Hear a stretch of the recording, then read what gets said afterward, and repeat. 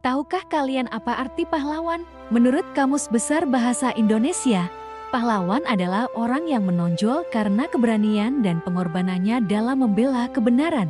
Mereka adalah pejuang yang gagah berani. Pahlawan juga menjadi sebutan untuk seseorang yang berjasa besar bagi bangsanya. Melalui tokoh-tokoh inilah, semangat perjuangan dan pengorbanan diwariskan kepada generasi penerus. Kemerdekaan Indonesia yang kita nikmati hari ini tentu tidak lepas dari peran para pahlawan, termasuk para pahlawan wanita yang ikut berjuang mengusir penjajah. Atas jasa-jasa mereka, negara menganugerahi gelar pahlawan nasional. Nah, untuk mengenang jasa-jasa mereka, kali ini kita akan mengulas 5 sosok pahlawan wanita perintis kemerdekaan yang telah memberikan kontribusi luar biasa bagi bangsa Indonesia. Pertama, Dewi Sartika. Beliau hidup di zaman Hindia Belanda, lahir dari keluarga Sunda terpandang pada 4 Desember tahun 1884. Setelah ayahnya meninggal, Dewi Sartika tinggal bersama pamannya dan menerima pendidikan yang kental dengan budaya Sunda. Beliau dikenal sebagai tokoh pendidikan modern untuk perempuan di Jawa Barat dan sering disandingkan dengan R.A. Kartini. Keduanya sama-sama pelopor emansipasi perempuan melalui pendidikan modern dan sama-sama didukung oleh pemerintah Hindia Belanda yang saat itu menjalankan politik etis. Meskipun mendapat dukungan pemerintah, dorongan mereka datang dari hati untuk menyelesaikan masalah nyata yang dihadapi perempuan. Kartini melihat masalah feodalisme dan kolonialisme dari lingkungan tempat tinggalnya dan mencari solusi lewat feminisme serta nasionalisme.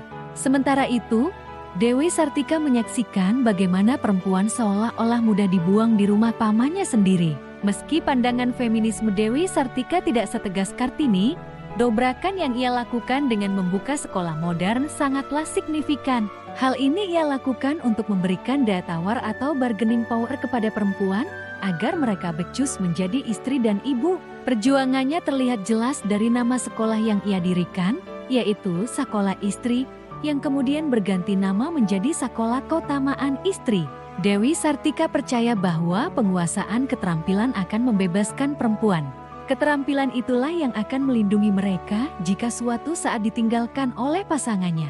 Luar biasanya, Dewi Sartika hanya bersekolah sampai umur 9 tahun, artinya beliau tidak tamat sekolah dasar. Namun, beliau berhasil menjadi seorang pendidik dan pengelola sekolah yang sangat kompeten. Murid-muridnya sangat banyak dan mayoritas berasal dari keluarga berpenghasilan rendah. Dewi Sartika melihat peran pendidik sebagai posisi yang strategis untuk mengangkat derajatnya sendiri.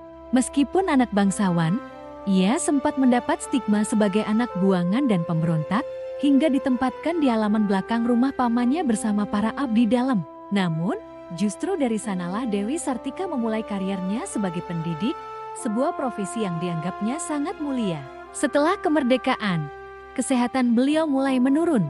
Saat terjadi agresi militer Belanda, ia terpaksa mengungsi ke Tasikmalaya. Beliau wafat pada 11 September tahun 1947 di Cineam. Setelah keadaan aman, makamnya dipindahkan ke Jalan Karanganyar, Bandung. Atas jasanya, pemerintah Hindia Belanda memberinya penghargaan perak pada tahun 1922 dan emas pada tahun ke-1939.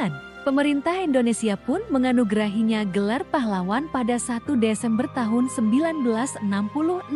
Kini, namanya diabadikan sebagai nama jalan di berbagai kota di Indonesia. Kedua, Raden Ajeng Kartini. Siapa yang tidak kenal beliau? Kartini berasal dari kalangan priyayi atau bangsawan Jawa. Ayahnya adalah Bupati Jepara dan ibunya adalah putri seorang guru agama. Kartini adalah seorang pionir dalam pemikiran demokrasi di Indonesia. Meskipun usianya hanya 25 tahun, beliau hidup di masa ketika gagasan politik etis mulai membuka akses pendidikan modern bagi kaum pribumi. Selain Pangeran Diponegoro, Kartini menjadi inspirator bagi Budi Utomo untuk mendirikan klub studi dan organisasi pergerakan melawan kolonialisme. Ide-idenya hadir sebagai respons perempuan terhadap modernitas dengan semangat anti-imperialisme yang menjadi jiwa gerakan kebangsaan. Keberanian dan tulisan-tulisannya menjadi mata air inspirasi hingga kini. Sayangnya, peran Kartini sebagai pendobrak feodalisme yang merupakan musuh demokrasi seringkali tidak ditampilkan secara maksimal. Untungnya, Kartini meninggalkan banyak sekali karya tulis. Para intelektual saat ini bisa mempelajari tulisan-tulisannya untuk menempatkan sosoknya secara proporsional dalam sejarah pergerakan Indonesia merdeka. Menurut Kartini, agar kaum bangsawan menyadari kewajibannya, pendidikan dan ilmu pengetahuan harus diperluas. Ia bahkan pernah menulis nota untuk Kementerian Jajahan Belanda pada tahun 1903 mengenai hal ini. Kartini berpendapat, jika tidak mungkin mendidik seluruh bangsa yang berjumlah 27 juta orang sekaligus, maka mulailah dari kalangan atas terlebih dahulu. Ini dinilai bermanfaat karena rakyat pada umumnya setia kepada para bangsawan. Pentingnya pendidikan inilah yang selalu ditekankan Kartini untuk memajukan kaum perempuan. Dengan pendidikan, seorang wanita tidak perlu lagi dipingit. Pendidikan akan memberinya keahlian untuk menopang hidupnya dan menentukan jalan hidupnya sendiri, termasuk dalam urusan perkawinan, memberontak terhadap feodalisme, menentang keras poligami, dan memperjuangkan akses pendidikan bagi perempuan adalah pokok-pokok perjuangannya. Ia sadar betul bahwa upayanya tidak mudah dan butuh waktu panjang. Namun, ia percaya perjuangannya akan membuahkan hasil. Perubahan akan datang di bumi putera, tulisnya kepada sahabatnya, Stella, pada 9 Januari tahun 1901. Jika tidak karena kami, pasti dari orang lain. Emansipasi telah berkibar di udara, sudah ditakdirkan. Ketiga, Haja Rangkayo Rasuna Said. Beliau lahir pada 14 September tahun 1910 di Maninjau, Sumatera Barat. Berasal dari keturunan bangsawan Minang, ayahnya adalah seorang saudagar dan aktivis pergerakan. Tumbuh dalam keluarga Islam yang taat. Ia bersekolah di sekolah agama, bukan sekolah sekuler. Ia kemudian melanjutkan pendidikan di Dinia School yang menggabungkan pelajaran agama dengan pelajaran umum. Di usia remaja, Rasuna Said dikirim ayahnya ke pesantren Ar-Rasyidiyah dan menjadi satu-satunya santri perempuan di sana. Ia dikenal sebagai sosok yang pandai, cerdas, dan pemberani. Ia lalu bertemu dengan Rahmah Al-Yunusiyah, seorang tokoh gerakan Tawalib, yaitu gerakan reformis Islam di Sumatera Barat. Rasuna Said sangat memperhatikan kemajuan dan pendidikan kaum wanita. Ia sempat mengajar, namun berhenti pada tahun 1930 karena merasa bahwa kemajuan perempuan tidak cukup hanya dengan mendirikan sekolah, tetapi harus disertai dengan perjuangan politik. Ia ingin memasukkan pendidikan politik ke dalam kurikulum sekolah, namun gagasannya ditolak. Ia juga mendalami agama dari Haji Rasul, yang mengajarkan pentingnya pembaharuan pemikiran Islam dan kebebasan berpikir. Pada tahun 1930-an, isu poligami menjadi polemik di ranah Minang yang menyebabkan tingginya angka kawin cerai. Rasuna Said menganggap praktik ini sebagai bentuk pelecehan terhadap kaum wanita. Perjuangan politiknya dimulai saat ia aktif di Sarekat Rakyat, lalu bergabung dengan Sumatera Tawalib dan mendirikan Persatuan Muslimin Indonesia atau PRMI. Rasuna Said sangat mahir berpidato mengecam pemerintah Belanda. Ia bahkan menjadi wanita pertama yang terkena hukum Spikdelik, yaitu hukum kolonial yang bisa menghukum siapa saja yang berbicara menentang Belanda. Setelah kemerdekaan, ia aktif di berbagai badan perjuangan, duduk di Dewan Perwakilan Sumatera, Dewan Perwakilan Rakyat Republik Indonesia Serikat, hingga menjadi anggota Dewan Pertimbangan Agung sampai akhir hayatnya pada tahun ke-1965. Keempat, Rohana Kudus. Beliau adalah wartawati pertama Indonesia. Lahir pada 20 Desember tahun 1884 di Koto Gadang, Sumatera Barat, Rohana adalah saudara tiri dari Sultan Syahrir dan sepupu dari Agus Salim. Beliau hidup di zaman yang sama dengan Kartini, di mana akses perempuan terhadap pendidikan sangat terbatas. Pada tahun 1911, Rohana mendirikan Sekolah Kerajinan Amai Setia atau KAS di Koto Gadang.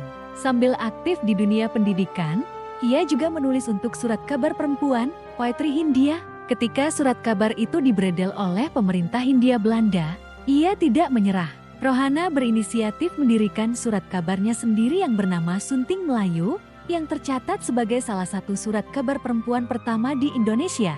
Rohana Kudus wafat di Jakarta pada 17 Agustus tahun 1972.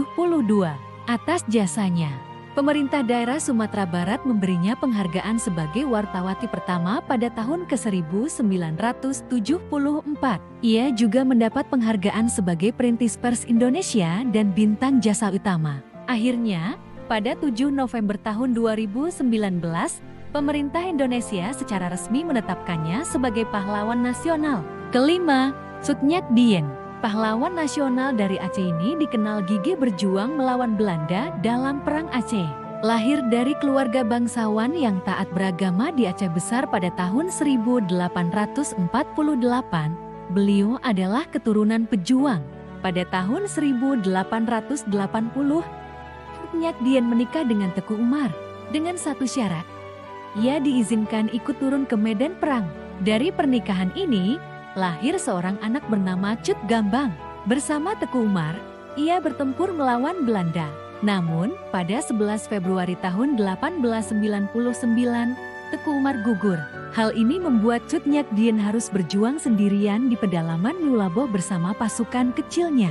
Usianya yang sudah tua dan tubuhnya yang digerogoti penyakit seperti encok dan rabun membuat salah satu pasukannya yang bernama Penglaut merasa iba dan melaporkan keberadaannya. Sutnyak Dien akhirnya ditangkap dan dibawa ke Banda Aceh untuk dirawat. Namun, karena pengaruhnya dianggap masih kuat terhadap perlawanan rakyat Aceh, ia kemudian diasingkan ke Sumedang, Jawa Barat. Beliau wafat pada 6 November tahun 1908 dan dimakamkan di Gunung Puyuh, Sumedang. Namanya kini diabadikan sebagai nama bandar udara di Meulaboh. Nah, itulah kisah singkat perjuangan dan jasa dari 5 pahlawan wanita yang patut kita teladani. Menghargai jasa para pahlawan bukan hanya dengan mengenang dan berterima kasih, tapi juga dengan meneladani sikap, semangat, dan perbuatan mulia mereka.